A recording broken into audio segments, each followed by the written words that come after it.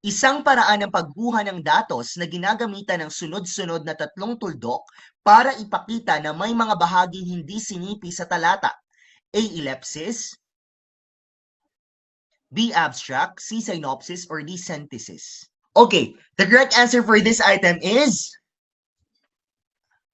letter A, ellipsis, no? Ginagamit ang ellipsis yung tatlong tuldok na sunod-sunod kapag may bahagi ng talata na hindi sinipi. Ibig sabihin nun, guys, may buong talata, may paragraph, tapos pag kinopya mo yon or isinulat mo yon, hindi ang kabuuan ang kinuha mo or kinopya mo, kundi parts lang, no? Excerpt lang siya, bahagi lang.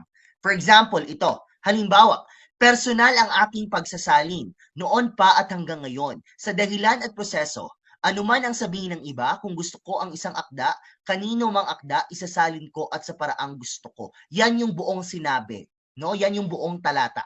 Pero pag gagamitin mo na ang ellipsis, personal ang aking pagsasalin, sa dahilan at proseso. Anuman ang sabihin ng iba, kung gusto ko ang isang akda, isasalin ko at sa paraang gusto ko. So yan ang gamit ng ellipsis. Kasi hindi ang kabuuan ang kinopya, hindi ang kabuuan ang sinipi. When we say sinipi, kinopya, sinulat, kundi bahagi lamang.